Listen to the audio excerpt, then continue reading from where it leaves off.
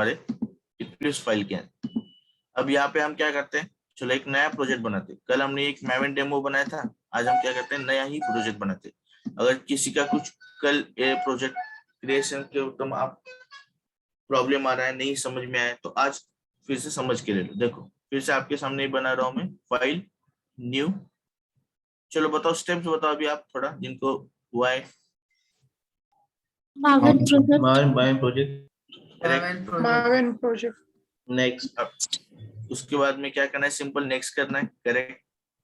यहाँ पे कौन सा सिलेक्ट करना है हमें, quick start, aperture quick start, ये सिलेक्ट कर दो। 1.1 करेक्ट, न्यू करना है। देन ग्रुप आईडी यानी आपका पाथ, एक्चुअली ये आपका प्रोजेक्ट का पाथ होता है, वो आप यहाँ पे com.jp का आपको जो देना है आप दे सकते हो। आर्टिफैक्ट्स आईडी यानी आपका क्या होता है, project name, project spring IOC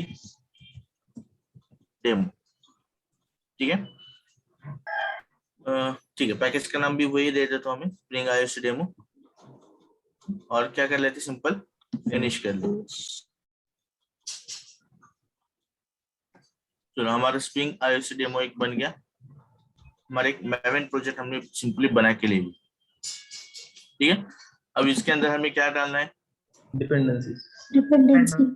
dependencies डालनी पड़ेगी। चलो अभी हमें स्प्रिंग की दो डिपेंडेंसी यहाँ पे डालनी पड़ेगी, एक स्प्रिंग कोर और स्प्रिंग कंटेक्स्ट, ठीक है। डिपेंडेंसी कहाँ पे जाएंगे हम, चलो जाते हैं यहाँ पे गूगल पे, स्प्रिंग कोर, ठीक है। तो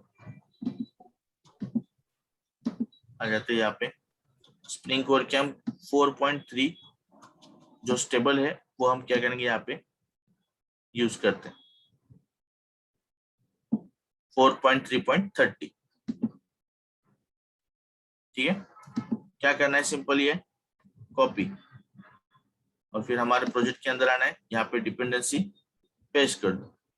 और हमें एक डिपेंडेंसी चाहिए, स्प्रिंग कोर और स्प्रिंग कंटेक्स्ट, ठीक है। कंटेक्स्ट क्यों, क्योंकि अभी हमने डिस्कस किया था कि IOC के दो टाइप होता है, एक बिन फैक्ट्री और एप्लीकेशन कंटेक्स्ट, ठीक है।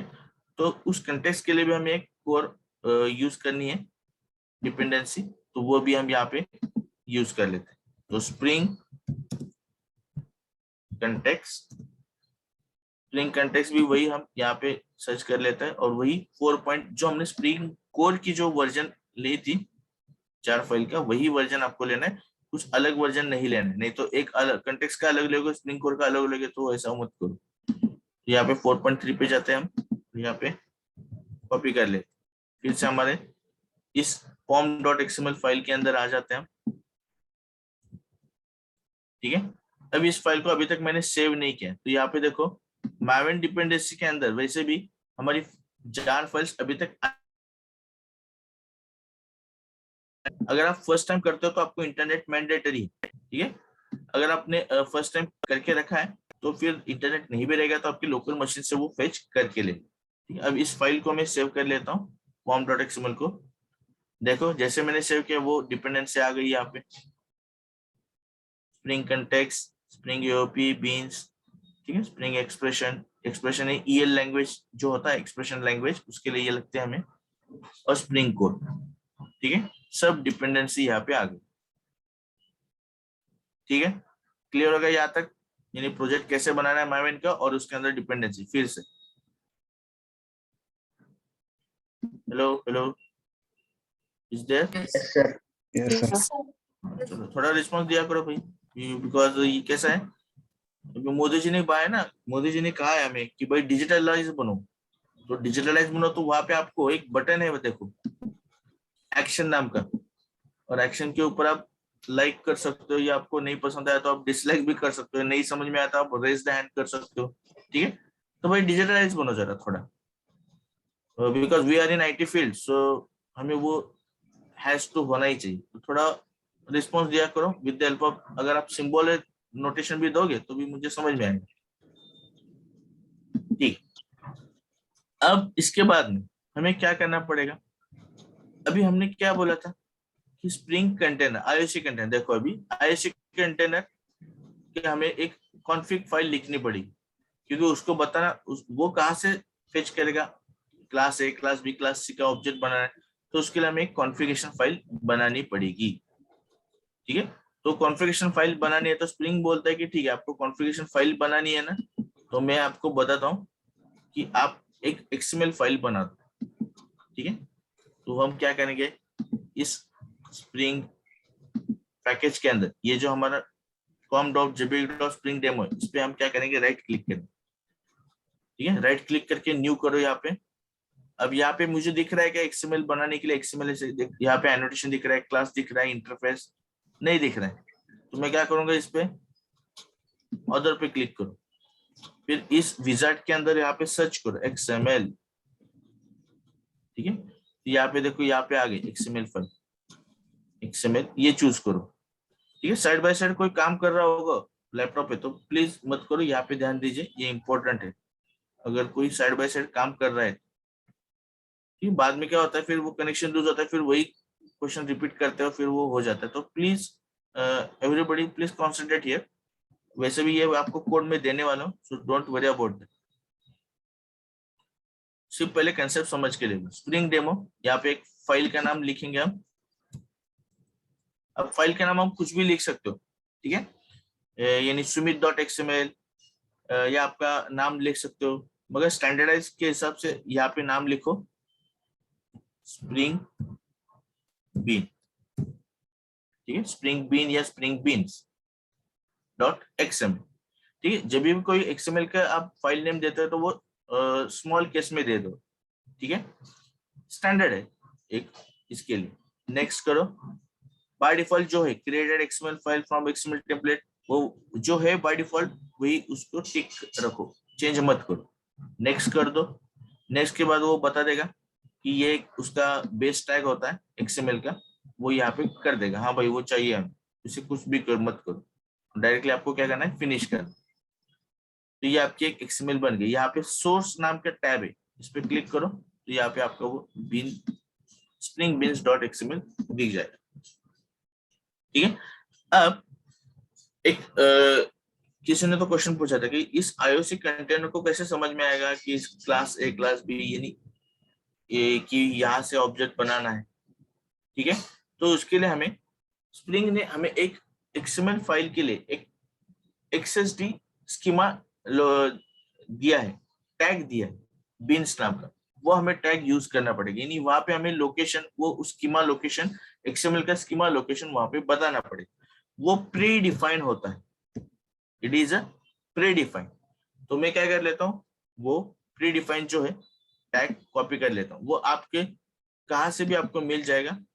अगर आप स्प्रिंग के डॉक्यूमेंटेशन में देखोगे तो स्प्रिंग डॉक्यूमेंटेशन वहां पे मेंशन किया ही है स्कीमा लोकेशन, मैंने वहां से अभी वो ओपन नहीं कर रहा हूँ, मैंने यहाँ से रखा है, वही मैं क्या कर रहा हूँ, सिंपली कॉपी पेस्ट कर रहा हूँ।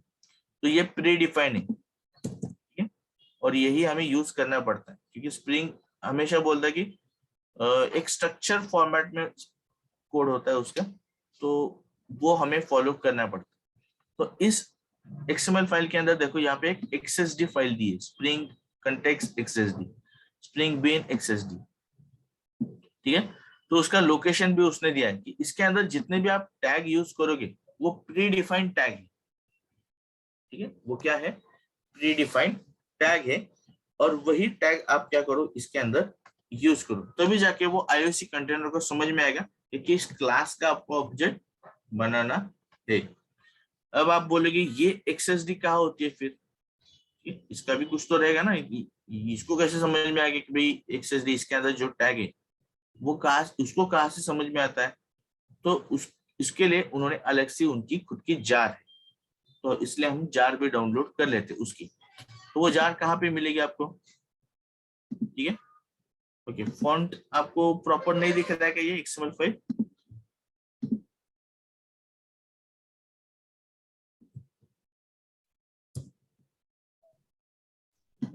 नहीं दिख रहा है क्या ये, एक्चुअली मैंने फॉन्ट चेंज किया था, फिर भी चलो। सर कंट्रोल प्लस कीजिए, वो हो जाता है। नहीं, वो कंट्रोल प्लस किया तो थोड़ा मेरा सेटिंग हिल जाता है पूरा लैपटॉप, ओके इसलिए मैं यहाँ से चेंज कर लेता हूँ। चेक कर दो, ध्यान करो, हो जाएगी।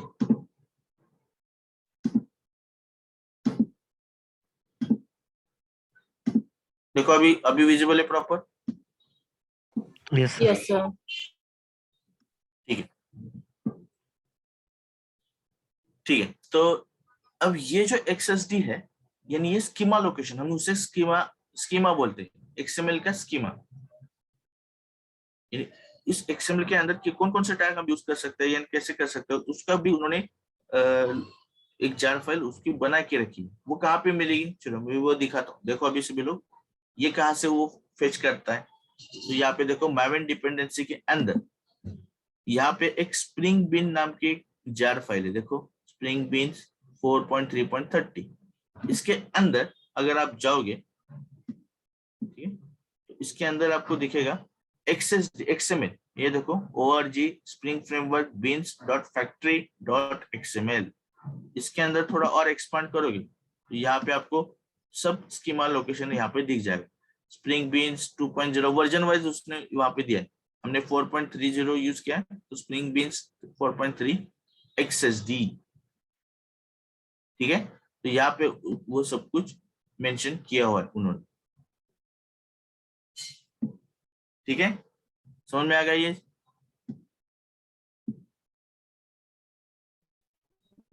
हेलो, यस सर इसका यूज एक Yes, बार sir. बताओ ना। यस सर ठीक है।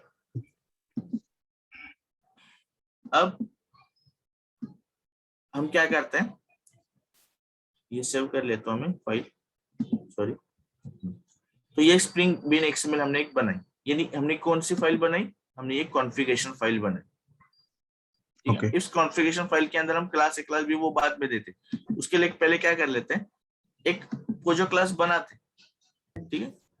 पोजो क्लास यानी आपका कोई सर्विस क्लास होगा तो चलो एक यहाँ पर हम क्लास बनाते हैं, पैकेज के अंदर राइट क्लिक करते हैं, न्यू करते हैं, क्लास करते हैं, और यहाँ पे हमें एक एम्प्लॉय नाम का क्लास बनाते हैं,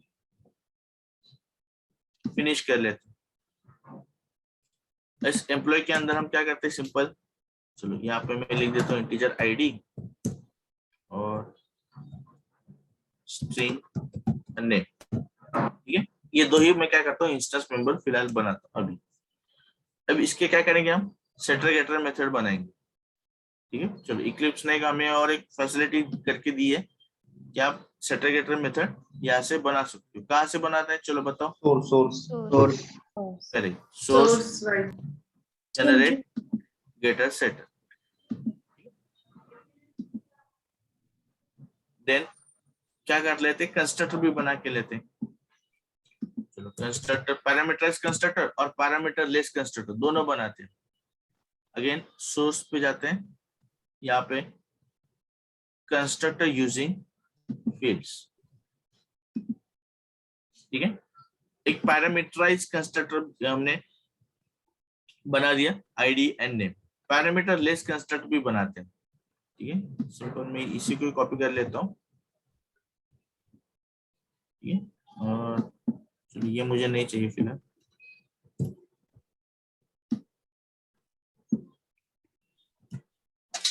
सॉरी, ठीक है। तो एक पैरामीटर लेस कंस्ट्रक्ट भी मैंने बना के, और एक टू स्ट्रिंग मेथड क्या करते हैं, वो टू स्ट्रिंग मेथड हम बाद में इंप्लीमेंट करते हैं, ठीक है, करेंगे और बाद में करते हैं। तो हमने एक एम्प्लॉय नाम का हमने क्या किया, एक क्लास बना के रख दिया, ठीक है। अब ये मुझे उस कॉन्फ़िगरेशन फाइल के अंदर रजिस्टर करना पड़ेगा, क्योंकि हमने मेंशन किया ना यहाँ पे कि भाई कॉन्फ़िगरेशन फाइल के अंदर बनाओ तो भी जाके IOC कंट्रोल को समझ में आएगा, अदरवाइज उसको समझ में नहीं आएगा, ठीक है। तो चलो आ जाते हैं हमारे स्प्रिंग बीन डॉट XML के, और यहाँ पे हम क्या करेंगे, उसका एक टैग है बिन नाम का, तो वो बिन नाम का टैग क्या करेंगे, हम यूज करेंगे, ठीक है। और इस बिन टैग के अंदर हम क्या करेंगे, उस क्लास का फुल क्वालिफाइड नेम देंगे, ठीक है। उस क्लास का क्या करेंगे, full qualified name. Full qualified name में कहां से ले सकता हूं, चलो बताओ। अब ये कोर जावा में आपने पढ़ा होगा, com.jpk यानी ये वाला com.jpk.springdemo और उसके अंदर हमारा क्या है employee.java, करेक्ट। इसे हम बोलते हैं फुल क्वालिफाइड नेम। अब ये फुल क्वालिफाइड नेम आप इससे भी ले सकते हो, राइट क्लिक करो, ये इक्लिप्स ने हमें और एक फैसिलिटी दी है, क्या करो यहाँ पे देखो कॉपी क्वालिफाइड नेम, कॉपी कर लो, अगर दिया है तो इफेक्टिवली यूज करो उसका, तो यहाँ पे कंट्रोल भी कर दो, तो यहाँ पे आ गया आपका पूरा com.jpk.springdemo.employee। तो हमने उससे बता दिया कि भाई ये हमारा क्लास क्वालिफाइड नेम है। यहाँ पे और एक एट्रीब्यूट हमें यूज करना पड़ता है आईडी, ठीक है, आईडी इक्वल टू, और यहाँ पे हमें मेंशन करना पड़ता है ऑब्जेक्ट का नाम, ठीक है। जैसे यहाँ पे क्लास ए, यानी यहाँ पे ऑब्जेक्ट का नाम उसने क्या दिया है, ए दिया है। क्लास बी, ऑब्जेक्ट का नाम क्या है, बी। तो वैसे अगर आपको मेंशन करना है ऑब्जेक्ट का नाम भी, तो इस आईडी के अंदर आपको वो ऑब्जेक्ट का नाम मेंशन कर देना पड़ेगा, ठीक है। मैं ऑब्जेक्ट का नाम लिख देता हूँ EMP, ऑब्जेक्ट का नाम कुछ भी दे दो, तो उसके लिए हमें आईडी मेंशन करना, आईडी यानी आपका ऑब्जेक्ट का नाम है, in short ID equal to EMP, ठीक है। तो ये चीजें हमने कर दी, बस खत्म बात। अब आ जाते हैं हमारे मेन फाइल के अंदर। यहाँ तक क्लियर हो गया सब लोगों को? Yes sir. ये अकॉर्डिंग टू डायग्राम हमने यहाँ पे बनाई है, तो हमने ये कॉन्फ़िगरेशन फाइल अपनी इतनी कर दी। अभी हमें ये चीज करनी है, IOC कंटेनर कैसे उसमें से ये लेगा, ठीक है, तो वो देख लेते हैं। अब आ जाते हैं app.java फाइल के अंदर, जो कि बाय डिफॉल्ट उन्होंने क्रिएट करके दी हुई। वैसे भी अगर यहाँ पे चलो मैं आपका कोर जावा का स्टैंडर्ड हम फॉलो करते हैं, ठीक है। हम IOC कंटेनर अभी यूज नहीं करते, जस्ट मैं आपको दिखा देता हूँ। तो कोर जावा में हम करते तो एम्प्लॉय क्लास का अगर मुझे ऑब्जेक्ट बनाना है तो कैसे करते थे हम? Employee object is equal to new employee. Employee reference name. Correct, employee reference name, correct, that is good. Employee reference name मैं ई दे देता हूँ, new Equals to new employee. Employee. फिलहाल हम डिफॉल्ट कंस्ट्रक्टर कॉल कर लेते हैं, parameter list constructor call करते हैं, सॉरी डिफॉल्ट नहीं, क्योंकि हमने पैरामीटर लिस्ट कंस्ट्रक्टर वैसे लिखा है ना, इसके अंदर लिखा है, तो वो क्या कर लेते हैं, कॉल कर लेते। ये आपको कोड विजिबल है क्या, इसका फॉन्ट विजिबल है ना? Yes sir. Yes sir, perfect. Thank you. अब इस एम्प्लॉय का ऑब्जेक्ट यहाँ पे क्रिएट हो जाए, ठीक है। अब इसका ऑब्जेक्ट क्रिएट हुआ है कि नहीं हुआ है, सिंपली क्या कर लेते हैं हम, वो चेक कर लेते हैं, ई को ही डायरेक्ट प्रिंट करके देख लेते, ठीक है। तो ई से मुझे वो उसका हैश कोड मिल जाएगा। Yes sir. चेक कर लेते हैं, यहाँ पे रन कर लेते हैं सिंपली। आप राइट क्लिक करके भी रन कर सकते हो, रन एज जावा एप्लीकेशन, या यहाँ पे दिया हुआ है इस एप्लीकेशन के अंदर आपको करंट इंडेक्स, करंट लोकेशन यानी कर्सर रखना है, और फिर यहाँ पे रन पे क्लिक कर दो। तो देखो हेलो वर्ल्ड, और हमारा ये एक ऑब्जेक्ट भी बन गया, एक हैश कोड उसने बना दिया। तो ये एक नॉर्मल वे से आप कर लेते हो आपके spring core, sorry core Java से, ठीक है। मगर अभी ये यही चीज हम क्या करेंगे, IOC को ही बोलेंगे कि भाई तू क्या कर, ऑब्जेक्ट बना के दे मुझे, ठीक है। चलो अब आ जाता है यहाँ पे, हम क्या करेंगे, हमने क्या पढ़ा था कि IOC कंटेनर के कितने टाइप्स है, IOC कंटेनर के कितने दो टाइप्स है, चलो बताओ। bin factory Bin factory and application Content. Correct, bean factory and application context, दोनों भी क्या है, interfaces. इंटरफेसेस। चलो तो एप्लीकेशन कंटेक्स्ट बनाते हैं हम यहाँ पे, एप्लीकेशन कंटेक्स्ट, ठीक है। उसका रेफरेंस बनाते हैं, ऊपर देखो वो इंपोर्ट भी हो गया, org.springframework.context.application-context, ठीक है। और इसका एक रेफरेंस बनाते हैं हम, कंटेक्स्ट इक्वल टू। अब यहाँ पे हम ऐसे कर सकते हैं क्या, न्यू एप्लीकेशन कंटेक्स्ट, नहीं कर सकते. क्यों नहीं कर सकते? Interfaces. Directly. Object नहीं मिलता. interface है सर वो करेक्ट, इंटरफेस है, इंटरफेस का वैसे भी वो हम नहीं कर सकते, ऑब्जेक्ट नहीं बन सकता। करेक्ट। तो हम उसके लिए क्या यूज करेंगे, कौन सा क्लास मैंने हमने बताया था, तो XML class. चेक कर लेते हो थोड़ा, class path XML, class path XML application context, थोड़ा वो नाम आगे पीछे हुआ था मेरा, वो ये है class path XML application context. तो ये क्लास क्या करेंगे हम यूज करेंगे, देखते ऊपर इंपोर्ट होएगा, ऊपर इंपोर्ट हो गए, ठीक है। Context dot support class path XML application context. अब इस एप्लीकेशन कंटेक्स्ट को हमें क्या करना पड़ेगा, देखो हमने यहाँ पे क्या डिस्कस किया था कि IOC कंटेनर ये ऑब्जेक्ट बनाने के लिए कहाँ से रीड करेगा, कॉन्फ़िगरेशन फाइल इस कॉन्फ़िग फाइल से रीड करेगा। यानी हमें ऐसा क्लास पाथ एप्लीकेशन कंटेक्स्ट को फाइल देना पड़ेगा, तभी वो IO कनेक्शन बना के उसमें से वो क्या कर लेगा, इंटरनल वो IO कनेक्शन बनाता है और फिर वो फाइल से फेच कर लेता है। तो यहाँ पर मुझे फाइल नेम देना पड़ेगा, करेक्ट। अगर हम फाइल नेम नहीं देंगे तो उसको समझ में नहीं आएगा। तो उसके लिए हमें हमारे फाइल नेम क्या है, हमने स्प्रिंग बीन्स डॉट XML दी थी विथ एक्सटेंशन यहाँ पे नाम देना, और वो डबल कोट के अंदर आपको देना है, ठीक है। तो यहाँ पे हम नाम देते हैं स्प्रिंग बीन्स डॉट XML, ठीक है। तो ये हमने नाम दे दिया, हमने जो अभी फाइल बनाई थी स्प्रिंग बीन्स ये वाली, ठीक है। तो ये फाइल का जो नाम है वो हमने इस एप्लीकेशन कंटेक्स्ट के अंदर दे दी, ठीक है। बस खत्म, बात हो गया, आपका ऑब्जेक्ट बन गया और आपको ऑब्जेक्ट रिटर्न करके दे दे। अब आप बोलोगे कैसे, ये हमें समझ में कैसे आएगा, ठीक है। वैसे भी अभी समझ में नहीं आएगा, मैं रन करके दिखाता हूँ। देखो मैं रन कर लेता हूँ,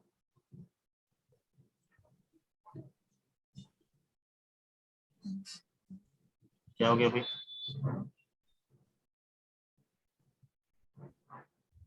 spring bean does not exist। नाम गलत हो गया क्या मेरा, SPRI एम्प्लॉय का देना पड़ेगा क्या नाम? मैंने स्पेलिंग गलत हो गया क्या, स्पेलिंग तो सही सही वो है। बात कॉम से देना पड़ेगा। सर एक बार वो एक्सटेंशन निकाल के देखो सर एक बार। Just I want to check, wait नहीं, एक्सटेंशन तो बराबर चेक कर लेते हैं। स्प्रिंग बीन को यस लगा दिया ना, इस वजह से वो सर ये से फाइल में यस नहीं होगा। बीन चाहिए। वो नहीं, फाइल का नाम एक्स्ट्रा बीन्स ही होगा। दिया है ना हमने, फाइल का नाम बीन्स है ना। ओके फाइल का नाम बीन्स ही है। थोड़ा एरर पढ़ लेते हैं, क्या है, parsing XML documents factory bean definition store exception IO exception दे रहा है वो। सर app.java डॉट एकदम एक बार सेव कर लो। वही सेव कर लेता हूँ, ठीक है।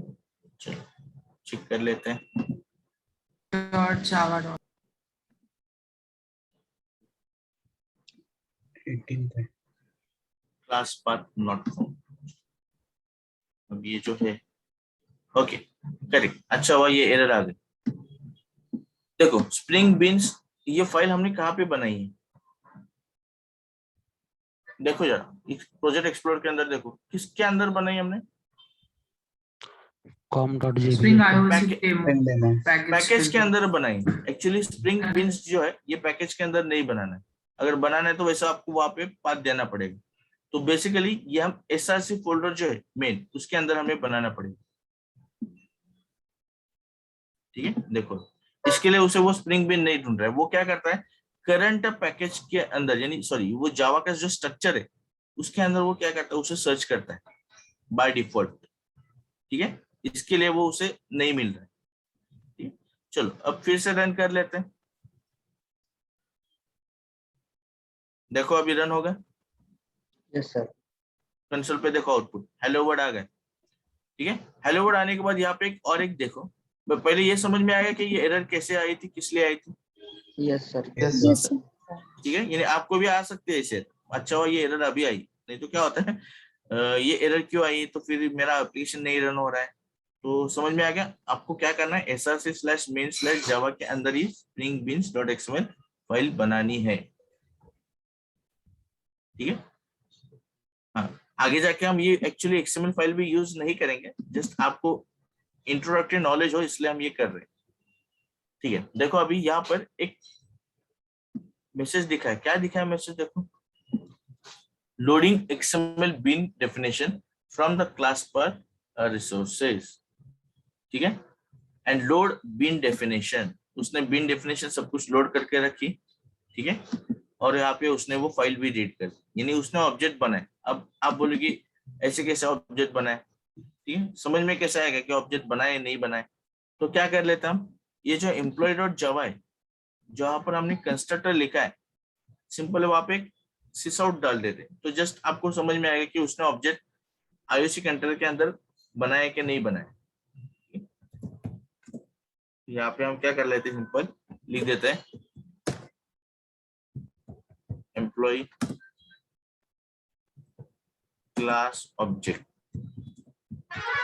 क्रिएटेड। ठीक है, ऑब्जेक्ट हमेशा कैसा बनता है, ऑब्जेक्ट बनाने के लिए कंस्ट्रक्टर कॉल करना ही पड़ता है, correct? Yes sir. Yes sir. Yes, sir.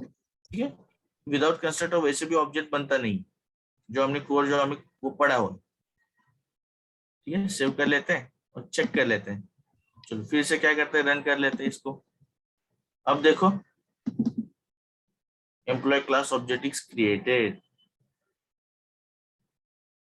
हो गया क्रिएट ऑब्जेक्ट। यानी अब ऑब्जेक्ट हमारा कहाँ पे है, चलो बताओ इस डायग्राम के हिसाब से कहाँ पे है ऑब्जेक्ट? IOC कंटेनर में। IOC container IOC container. Very good, IOC container में। अब ये आईओसी कंटेनर के अंदर ऑब्जेक्ट है, अभी वो हमें एप्लीकेशन के अंदर यूज करना है, तो इसके लिए हमें क्या करना पड़ेगा? गेट बीन्स वो जो Get beans. गेट बिन्स करनी पड़ेगी, करेक्ट, वेरी गुड। तो चलो जो हमने फ्लो पढ़ा है वही से हम जाते हैं। अब यहाँ पे हमें वो एम्प्लॉय का मुझे क्या चाहिए भाई, ऑब्जेक्ट चाहिए, तो क्या करना पड़ेगा, सिंपल कंटेक्स्ट हमने ऑलरेडी यहाँ पे किया है। कंटेक्स्ट यानी आपका स्प्रिंग कंटेक्स्ट, स्प्रिंग कंटेक्स्ट यानी क्या, आपका ये आईओसी कंटेनर। ठीक है, देखो समझ में आ रहा है ना सब लोगों को मैं Yes, क्या sir. बोल रहा हूँ, क्योंकि जो हमने यहाँ पे थ्योरी पढ़ी है वही हम कर रहे हैं। तो अब इस स्प्रिंग कंटेक्स्ट के ऊपर कंटेक्स्ट डॉट गेट बीन्स। ठीक है, अब गेट बीन्स यहाँ पे हम क्या करेंगे, पहले ये अलग अलग वे से कर सकते हैं, मैं पहले एक वे करके दिखाता हूँ, फिर मैं अलग अलग वे से आपको दिखाता हूँ। यहाँ पे डबल कोट के अंदर हम क्या करेंगे, EMP ईएमपी लिखेंगे, यानी यहाँ पे हमने जो आईडी क्या लिखा है भाई, ईएमपी, तो ये ईएमपी क्या करेंगे हम यहाँ पे लिख देंगे। चलो लिख देते हैं ईएमपी, ठीक है। अब ईएमपी क्या करता है, ठीक है, ईएमपी जो है Employee उसका, object. हाँ वो रिटर्न क्या करता है, देखो जो आप जरा, Object. ऑब्जेक्ट सिंपल रिटर्न करता है। अब हमेशा उसका वो रिटर्न ऑब्जेक्ट करता है, मगर हमें किसका ऑब्जेक्ट चाहिए, एम्प्लॉय का, Employee. तो हमें इसे टाइप कास्ट करना पड़ेगा, तो भी वो एम्प्लॉय का ऑब्जेक्ट वो रिटर्न करके दे, ठीक है, प्रॉपर। तो इसे एम्प्लॉय ऑब्जेक्ट, ठीक है, और उसे क्या करना पड़ेगा, हमें वो रेफरेंस बनाना पड़ेगा यहाँ पे फिर, ठीक है, employee equal to E is equal to employee object, ठीक है। अब चलो मैं क्या कर लेता हूँ, हमने जो नीचे सिस आउट लिखा था इसे मैं अनकमेंट कर लेता हूँ। अब चेक कर लेते हैं, हमने तो ये एम्प्लॉय ने ये लाइन लिखी नहीं है, मगर फिर भी वो हमें ऑब्जेक्ट बना के दे देगा। चेक कर लेते हैं, देखो कंसोल पे बन गया आपका ऑब्जेक्ट। यानी ये जो हमने स्प्रिंग कंटेनर है यहां से ऑब्जेक्ट फेच किया यूजिंग गेट बीन्स, और फिर यहाँ पे हमें ऑब्जेक्ट मिल गया। अब यहाँ पे इसके ऊपर आपको टू स्ट्रिंग या उसकी गेटर सेटर आपको यूज करना है, आप ई डॉट कर सकते हो, ठीक है। अब गेट बीन मेथड यूज करना, ये this is the one of the way. और एक दूसरा कौन सा वे, चलो मैं इसको कमेंट करके रख देता हूँ आपके रेफरेंस के लिए। और एक मैं क्या करता हूँ यहाँ पे गेट बीन्स, ठीक है। अगर आपको ये टाइप कास्ट नहीं करना है, ठीक है, तो यहाँ से मैं टाइप कास्ट निकाल देता हूँ, और यहाँ पे हम क्या करते हैं, कॉमा सेपरेटेड उस क्लास का नाम लिखते हैं, ठीक है। यानी आप ऐसे भी कर सकते हो अगर आपको टाइप कास्ट यूज नहीं करना है, एम्प्लॉय डॉट क्लास ऐसे मेंशन करो, फिर भी आपको ये एम्प्लॉय का ऑब्जेक्ट रिटर्न करके देगा। इन्हें आप अलग अलग वे से आप इसे यूज कर सकते हो, इसलिए उन्होंने ये ओवरलोड मेथड बना के रखी हुई। अगर आपको टाइप कास्ट करके करना है आप ऐसे करो, अगर आपको टाइप कास्ट करके नहीं करना है आप इस वे से इंप्लीमेंट कर सकते हो। ठीक है, चलो रन करके देख लेते हैं। अच्छा सेव नहीं किया, देखो फिर से उसने कर दी, आउटपुट ला दिया। क्लियर?